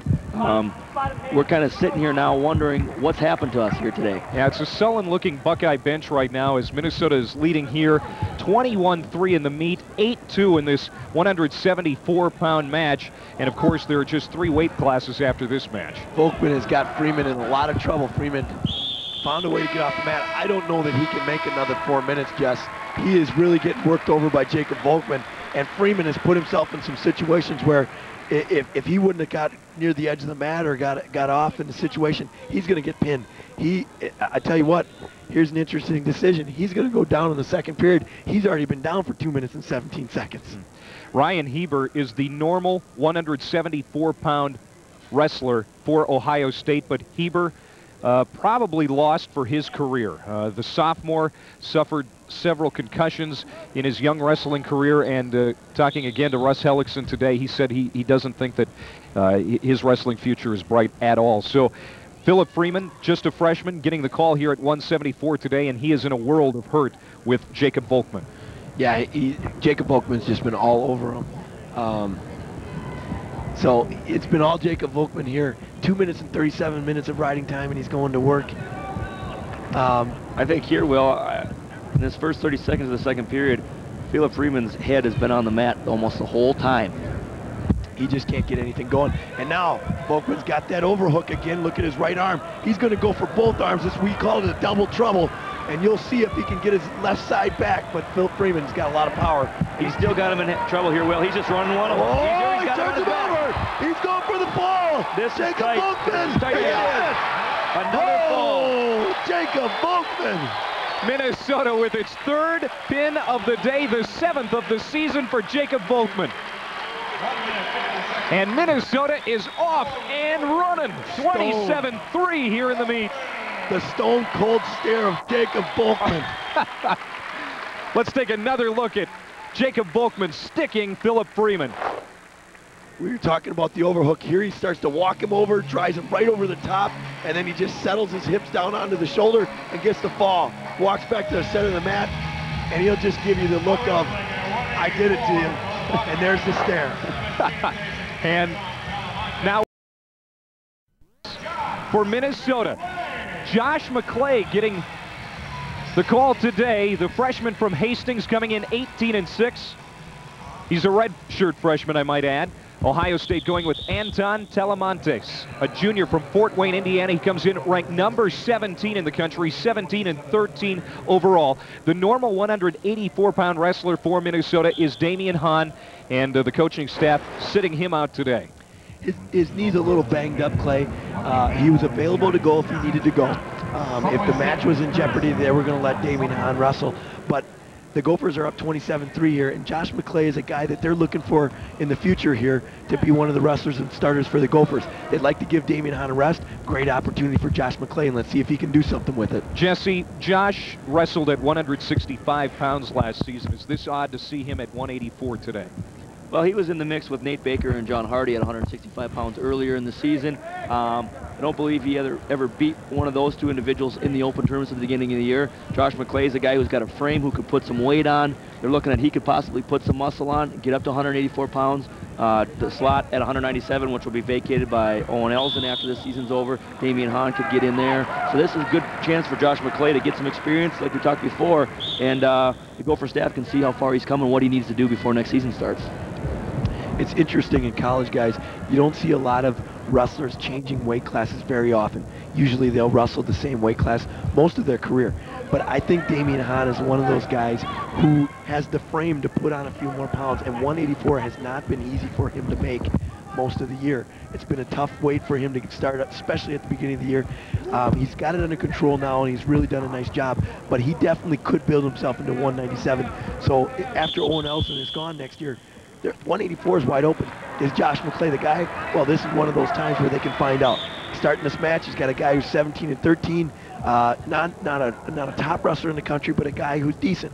And let's see what McLay can do. So far, 120 to go, 0-0. McLay as a redshirt last season, went 15-6. So this is his chance. He's in the spotlight here today in front of Jay Robinson and company, and showing what he can do at 184 pounds. 27-3, the Gophers with a big lead here, and this meet is certainly in hand. And just trying to put the finishing touches on the Ohio State Buckeyes here at the Sports Pavilion. The Gophers are poised to go 19-0, 8-0 in the Big Ten, and no team in school history has gone unbeaten in duels through the entire season. This will be the first. Amazing. Interesting here, Anton Talamantes has got a freshman out here wrestling in one of his first dual meets of his career, and he's letting him stay in the match. He hasn't done an offensive attack on Josh McLay, and I tell you what, that is in the favor of Josh McLay. He's going to build confidence as the match goes on. Jesse, this Talamantes for the Buckeyes was in the final match against Michigan State on Friday, and he got a clutch 4-3 decision. So this guy's a clutch performer, but as Will alluded to, he's kind of playing around here with a guy that maybe he should be in control of. Yeah, you'd think that Talamantes, ranked guy in the country, wrestling an unranked freshman first match out in front of everybody, he should be out there to get out there and get after it and try and show him why he's one of the top guys in the country.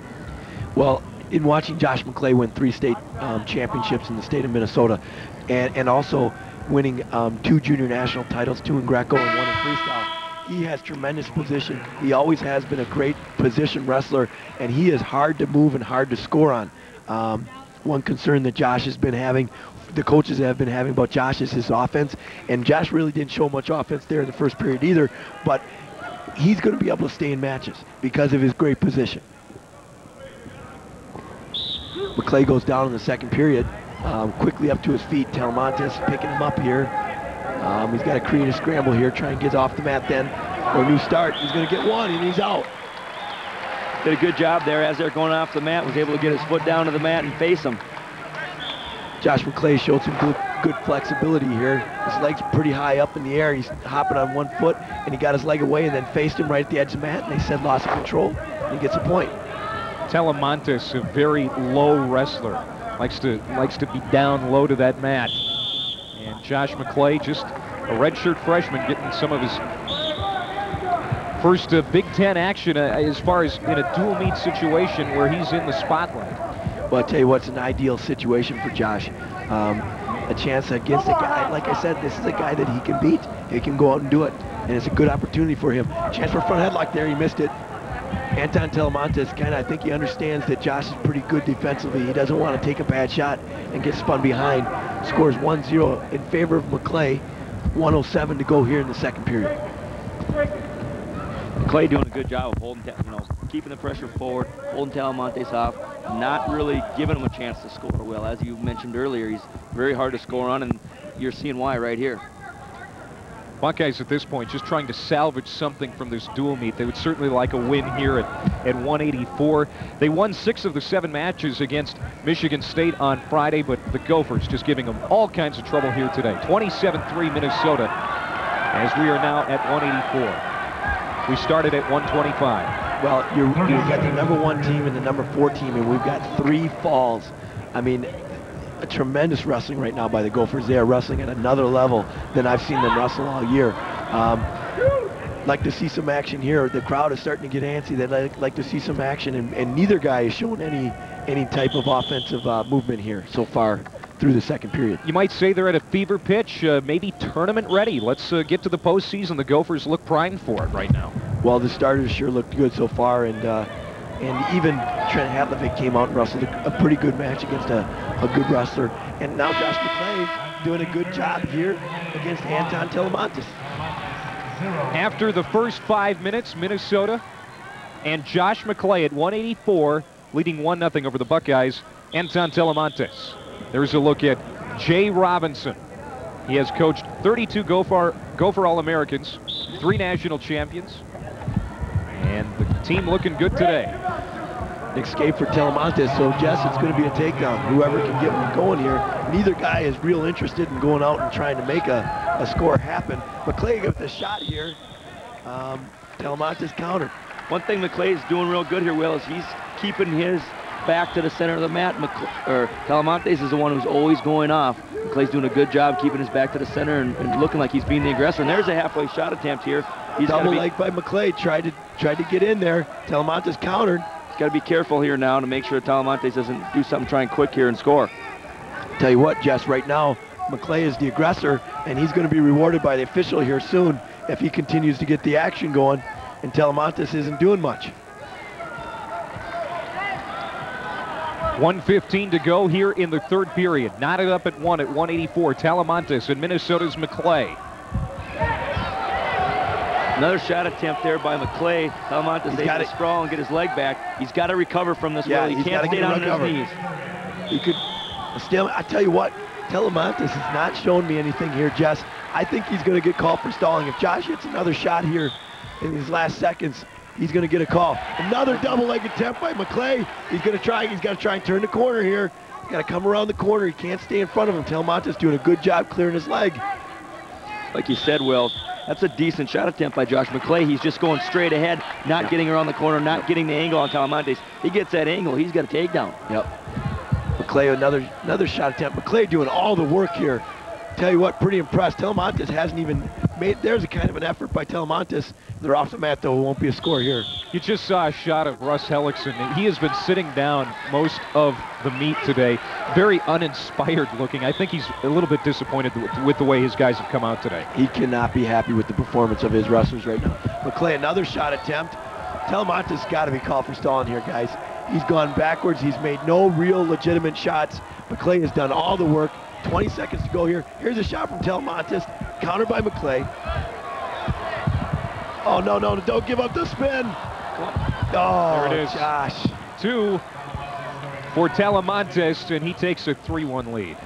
Josh McLay just stopped wrestling here, his freshman lack of experience, Will. Lack of experience showed right there. Let's take another look, fellas. Talamantes with the victory, and here's how he did it. Talamantes just kind of snapped down here. He starts to spin one way, kind of throws McLay the other, and then back the other way. Freshman mistake there by the Gophers. Yep. But a decent performance for Josh McLay. His first one on a ranked wrestler. He was in the match. 27-6, the Gophers have this one in hand. 2 more matches to go. Back with more on Fox Sports Net.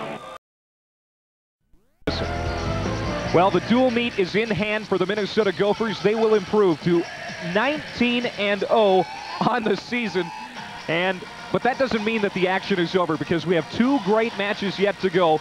Starting at 197, it is Owen Elzen, the senior, ranked number 3 in the country for the University of Minnesota. He is 28-2 on the season, 18-0 in dual meets, 7-0 in the Big Ten, taking on Nick Preston, ranked number 4 in the country. He's a senior from Columbus, Ohio, 29-3, and he lost to Elzen back in January at the National Duels.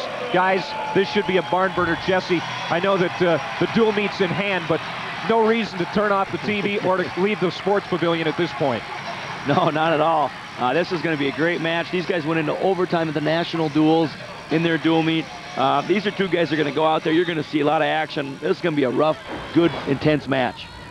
I think we said earlier it's kind of a street brawl with a couple single legs thrown in. No lead pipes, of course. Owen Elzen, we've talked about him. He was our feature during the intermission. This guy is embattled, but he always brings it. Both guys, you're looking, Owen Elzen is obviously, you know, just built and ripped and strong, and he's physical, but so is Nick Preston. So we got 2 guys out there well built. And interesting enough, Jesse, this wasn't like it was a 1-1 stand around, no scoring match. They were tied at 7-7. And then they went into overtime where Elzen got the takedown to score. So there's lots of action. We're hoping we'll get that action here today.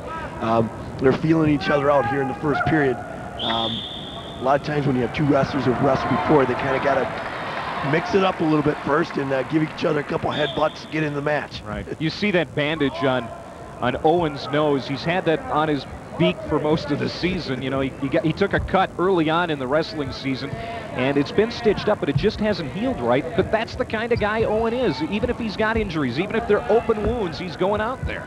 The problem is with the way he wrestles and how physical he is, he keeps breaking that cut open, and it's in practice every day, and he goes in, he gets it covered up, he gets it cleaned up, and then somebody gives him a headbutt just like you just saw right there from Nick Preston. It opens up again. But Jesse, we'd certainly expect that. This is a guy that wrestled on a torn ACL last season and went on to be an All-American.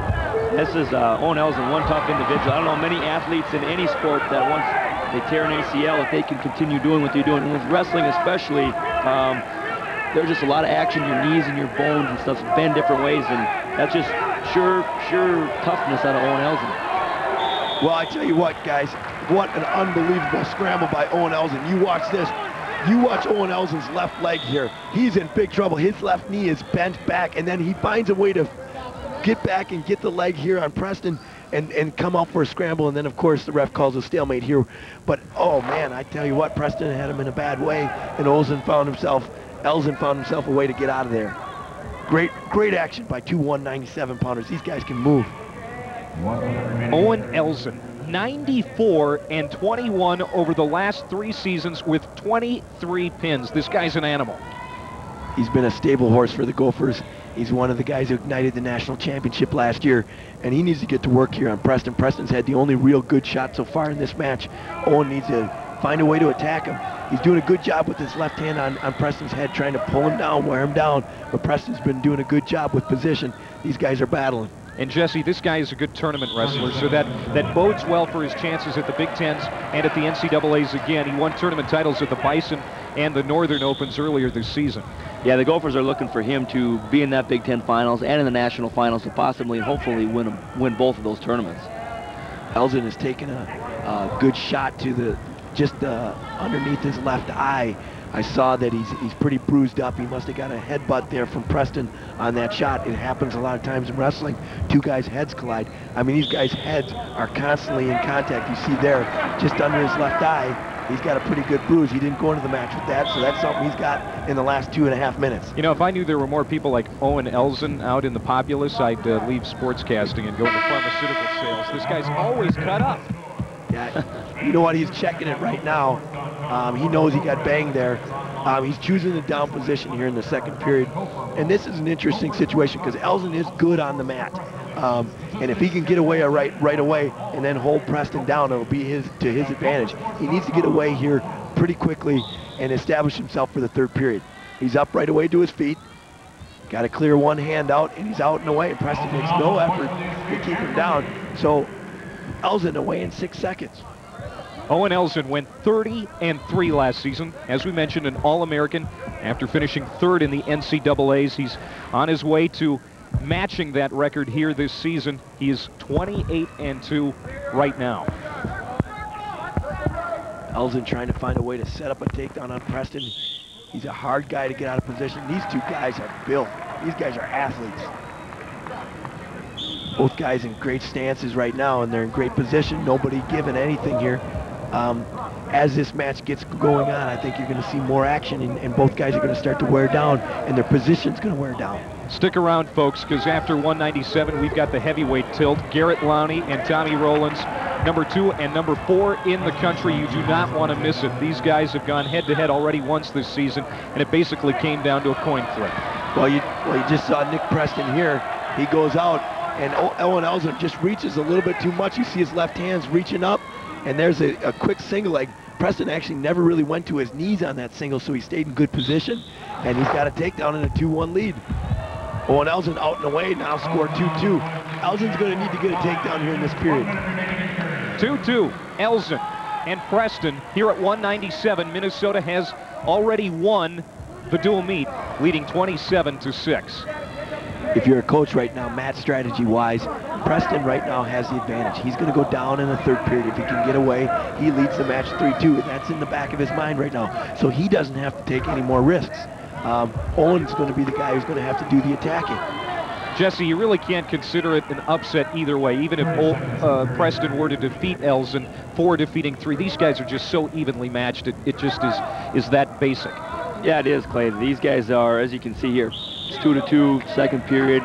Pretty much everything going where it's pretty even. We've had one shot attempt, a couple shot attempts by Nick Preston, but yeah, one guy winning and losing here. This is more or less what we call a toss-up in wrestling. Anybody can win. 15 seconds to go. Preston has done a good job with his left hand, keeping it in an underhook position or tying up Owen Elzen's arms with his left hand, and Elzen hasn't been able to solve that problem, and Preston is in control of the match right now. Final second ticking off here in the second period. Tied at 2, Elzen and Preston at 197. The final 2 minutes here to wrestle at 197, and it will be Elzen on top. Well, Owen's a good rider. We'll see if he can hold him down for a while and maybe get some riding time and see what happens. But he's in big trouble here now, Will. He's in trouble here. Preston just showing some great power, just standing up. Owen Elzen in trouble. He's in real trouble here. Gives up a reversal. This is going to get tough for Elzen. He's going to need to get an escape, and he's going to have to score, and he's got less than 1 minute and 40 seconds to do it.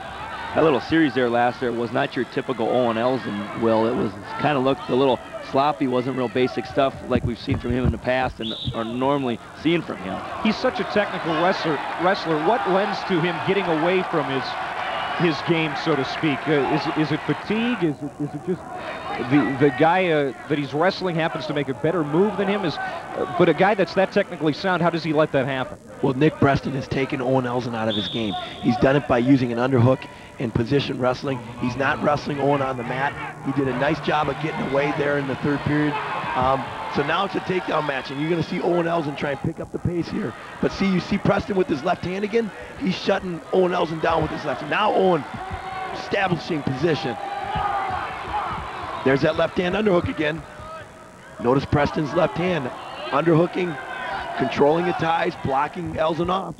Elzen hasn't been able to solve it. He's got to control Preston's left arm. If he doesn't, he's not going to be able to get to his legs. 1 minute to go.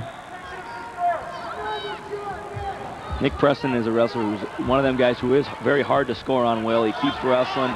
And that's why he's ranked number 4 in the country, because of the fact that he's hard to score on. There's a lot of blood under that left eye of Owen Elzen, and he's in jeopardy here of losing his first dual match of the season.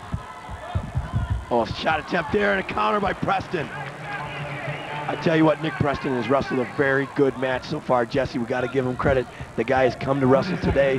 Now 6'4". Elzen needs to take down the tie. I tell you what, he hasn't really even been close to scoring here. No, Nick Preston has definitely done his homework on Owen Elzen today, Will. Owen Elzen took a bad shot there. Here, we'll take a look at it. He kind of goes down, and his head just goes right into the mat, and Preston's easy to get a good, easy goal behind. Back to live action here. You see Preston. Good stance. He's using that left hand underhook again.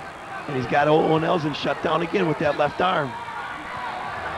Oh, single-legged shot by Elzen. That was a decent shot. He just missed it.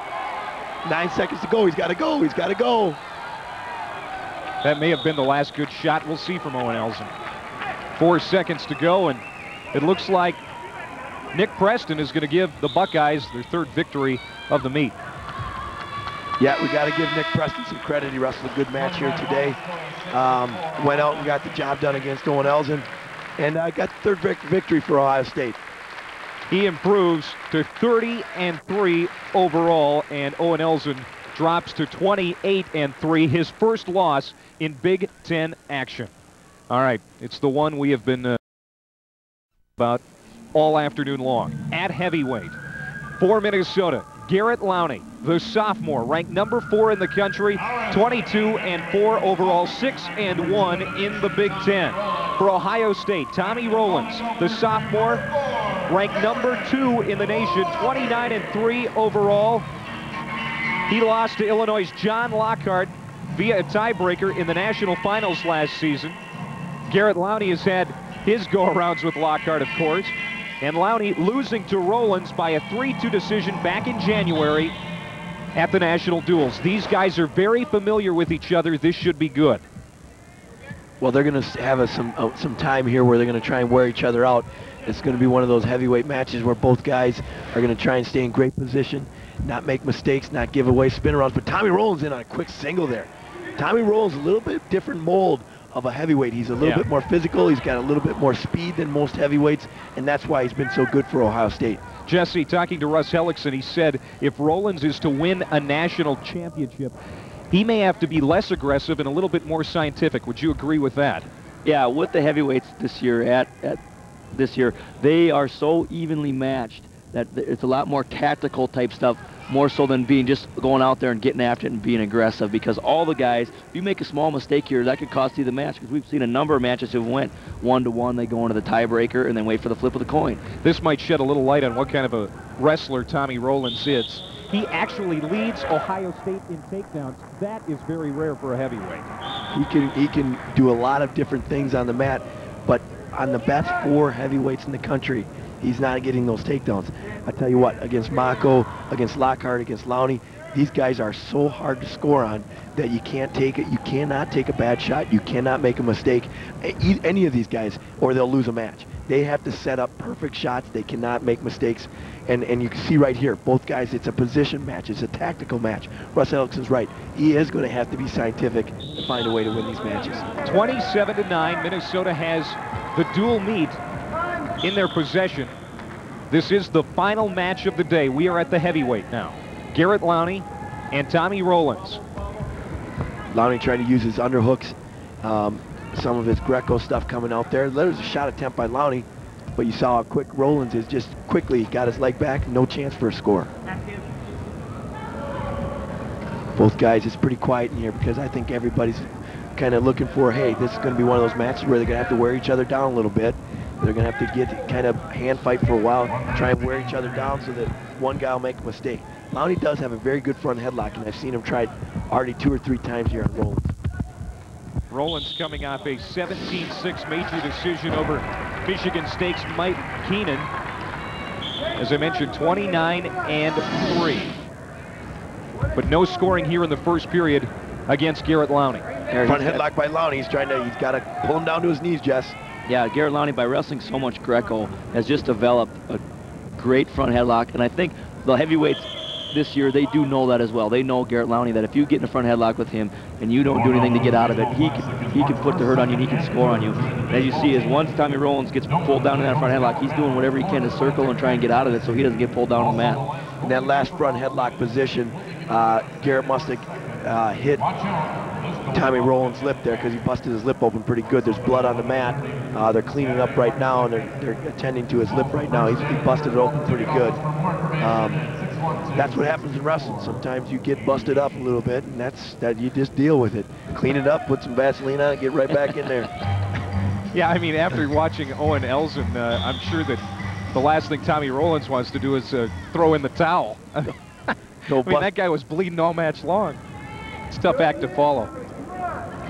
These guys are, see Lowney's always using his left hand on Tommy Rowlands' head, trying to snap him down.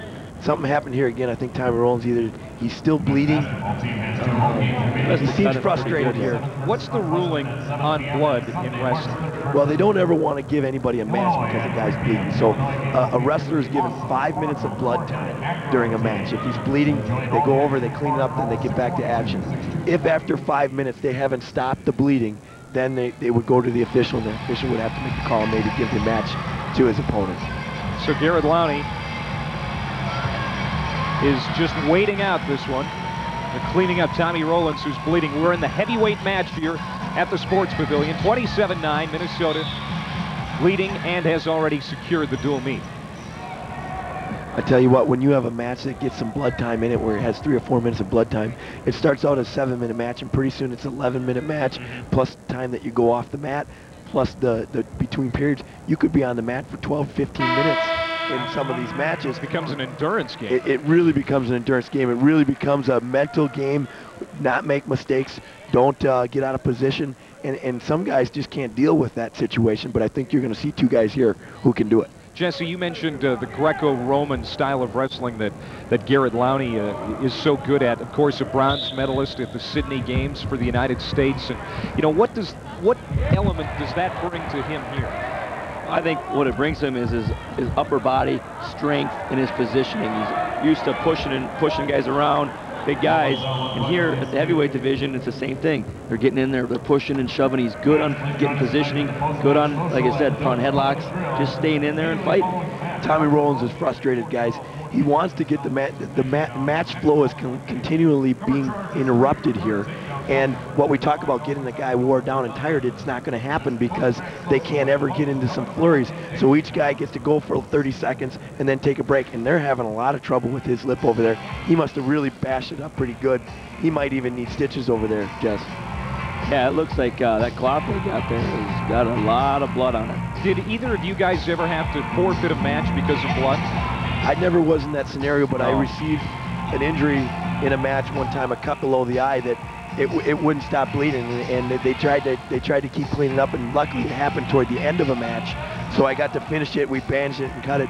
But no, I never had to be in that situation, but I have seen a couple guys, and I think the referee was just telling Tommy Rowlands right there that you've used probably 3.5, 4 minutes of his blood time, and he doesn't have much left. So what Tommy's got to do is he's got to almost even just keep licking the blood off his lips so that he doesn't have to stop.